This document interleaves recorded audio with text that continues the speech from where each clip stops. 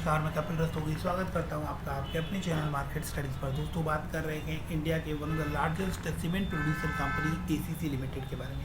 ACC limited का मार्च quarter का result आ चुका है। रिजल्ट आने के बाद स्टॉक अच्छे मोमेंटम में है, 10% का हाइक देखने को मिल रहा है। जबकि रिजल्ट जो है वो ऐसा आया है कि अगर लास्ट मार्च से कंपैरिजन करें, मार्च 21 से, तो आपको रेवेन्यू के अलावा सभी फ्रंट पर जो ओपीएम परसेंटेज है वो 20% से घटकर 14% रह गई है क्वार्टर ऑन क्वार्टर। अगर मार्च 21 क्वार्टर से कंपैरिजन करें, नेट प्रॉफिट में भी 200 करोड़ आपको डाउन आती हुई दिखाई दे रही है। लेकिन अगर प्रीवियस क्वार्टर से कंपैरिजन करेंगे, दिसंबर से अगर हम कंपैरिजन करें, तो आपको इसमें सभी जगह आपको रेवेन्यू में 200 करोड़ का जंप है। प्रॉफिट में तकरीबन आप देख पाएंगे कि 70-80 करोड़ का ऑपरेटिंग प्रॉफिट के अंदर जंप है। और इसके अलावा नेट प्रॉफिट में आप देखेंगे कि 120 करोड़ का राइस है, जिसको मार्केट ने पॉजिटिवली लिया है। और इस स्टॉक के अंदर अब आपको एक अच्छा मोमेंटम देखने को मिल रहा है। बात करें एक साल की, तो ये स्टॉक जो है ये वैसे भी आपको काफ़ी जिगजैग मोमेंटम में चलता हुआ दिखाई देता है। आप देख सकते हैं इस स्टॉक के अंदर काफ़ी जिगजैग, काफ़ी उतार चढ़ाव देखने को मिलते हैं। तो जो ऐसे निवेशक हैं जो कि लॉन्ग टर्म इन्वेस्टर हैं, वही इसके अंदर निवेश कर पैसा बना सकते हैं। अगर शॉर्ट टर्म में इसके अंदर निवेश कर पैसा बनाने का मौका ढूंढेंगे तो आपको काफ़ी दिक्कतों का सामना करना पड़ सकता है। माइट भी आपने यहाँ पैसा लगाया हो और फिर आपको मार्केट गिरती हुई दिखाई दी हो, आपने यहाँ पैसा निकाल लिया और फिर मार्केट जो है वो आपको राइज होती हुई दिखाई दी, फिर आपने यहाँ पर देखा कि काफ़ी रैली आ चुकी है और आपने पैसा डाला और फिर से मार्केट यहाँ पर डाउन आती हुई दिखाई दे रही है। तो शॉर्ट टर्म में जो है वो वोलेटिलिटी इसके अंदर बहुत ज़्यादा है। तो अगर आप इस वोलेटिलिटी को बर्दाश्त कर सकते हैं, रिस्क एपेटाइट अच्छा है, तो ही आप ऐसे स्टॉक के अंदर निवेश करिए। अदरवाइज ऐसे स्टॉक से आप दूर रह सकते हैं। अगर बात करें एक साल की, तो एक साल के अंदर 22-23% का रिटर्न आपको देखने को मिल रहा है। 2572 का हाई बनाने के बाद 1960 रुपये, 1950 रुपये के लेवल तक ये क्रैश होता हुआ दिखाई दिया था। उसके बाद 15% की रिकवरी इसमें आ चुकी है। अब क्या करना चाहिए? क्या इस रिकवरी को हमें खरीदना चाहिए या अभी इसको होल्ड कर चलना चाहिए, या फिर सेल करने का करेक्ट टाइम है? इन सभी बातों का जवाब आपको यहाँ चार्ट के ऊपर मिल जाएगा। चार्ट के ऊपर बहुत सी ट्रेंड लाइंस और सपोर्ट लाइंस आपको देखने को मिल रही है, सपोर्ट और रेजिस्टेंस लाइन। बट जो मेन लेवल्स हैं वो मैंने मार्क कर दिए हैं ताकि वीडियो जो है वो बहुत ज़्यादा लेंदी ना और टू द पॉइंट आपको समझाया जा सके। तो ये स्टॉक आपको 2590 रुपये से लेकर 1960 रुपये तक क्रैश होता हुआ दिखाई दिया। जिस डाउन लाइन पर ये क्रैश हो रहा है वहाँ पर इसने मल्टीपल टाइम्स आप देख सकते हैं यहाँ पर सपोर्ट लिया था। यहाँ से क्रैश करने के बाद फिर इस लाइन को इसने क्रॉस करने की कोशिश की, तो डेफिनेटली इस लाइन के ऊपर बहुत बार सपोर्ट आ जाता है।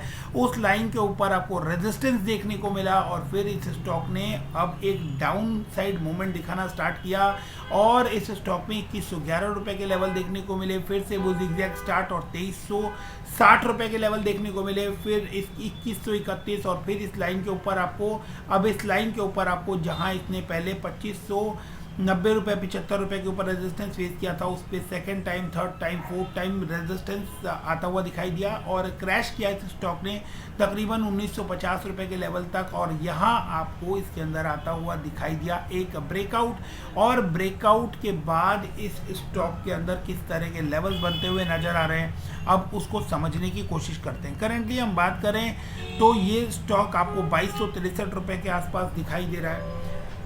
अगर ये स्टॉक आपको इसके बाद नीचे आता हुआ दिखाई देता है, करेक्शन आती है फर्दर, तो 2141 रुपये का जो लेवल है वो एक अच्छे सपोर्ट के तौर पर काम करेगा।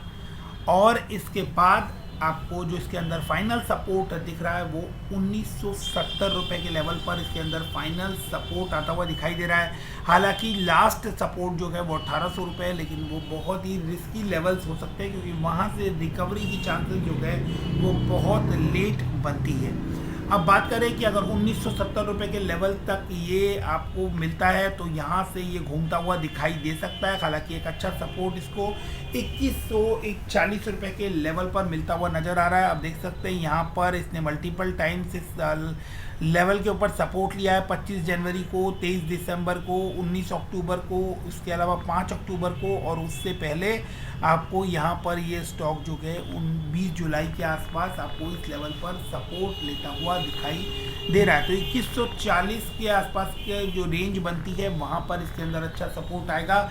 अगर ये मोमेंटम को कंटिन्यू रखता है अभी 2263 रुपये से ऊपर, तो आपको 2315 रुपये के ऊपर जो है वो फर्स्ट मामूली रेजिस्टेंस देखने को मिल रहा है। इसके बाद अगर ये स्टॉक आपको 2373 रुपये के लेवल्स जो है ये क्रॉस कर जाता है, तो आपको इसके अंदर 2800 रुपये तक के लेवल्स जो है वो मिड टर्म के अंदर देखने को मिल सकते हैं। 2800 रुपये के लेवल्स पर रेजिस्टेंस क्यों दिखाई दे रहा है, क्योंकि ये जो लाइन आप देख रहे हैं इस लाइन के ऊपर इसने 3 अगस्त को, 7 सितंबर को और 12 नवंबर को रेजिस्टेंस फेस किया था। अगर इस लाइन को एक्सटेंड करते हैं तो 2800 रुपये के आसपास फिर इस स्टॉक में एक रेजिस्टेंस बनता है। लेकिन अभी करंट लेवल पर अगर आप बाइंग करते हो तो 2260 रुपये से और तकरीबन 2800 रुपये के लेवल आपको देखने के लिए मिल सकते हैं। चार्ट के ऊपर RSI 59.77 इंडिकेट कर रहा है, जो कि चार्ट के ऊपर स्ट्रेंथ दिखाता है। तो इन लेवल्स को बिल्कुल आप ध्यान रखिए, आपके फ़ायदे की चीज़ है और इनको चाहे तो आप नोट कर कर रख सकते हैं। लंबे समय में निवेश करें लंबे फ़ायदे के लिए। शॉर्ट टर्म और मिड टर्म के जिगजैग आप इस स्टॉक में देख सकते हैं। तो अगर शॉर्ट टर्म में आप वॉलेटिलिटी बर्दाश्त नहीं कर सकते तो फिर आपको मार्केट में लॉन्ग टर्म में ही निवेश करना चाहिए, शॉर्ट टर्म में पैसा बनाने की कोशिश नहीं करनी चाहिए। मिलते हैं अगले वीडियो में, तब तक के लिए धन्यवाद। Thank you so much.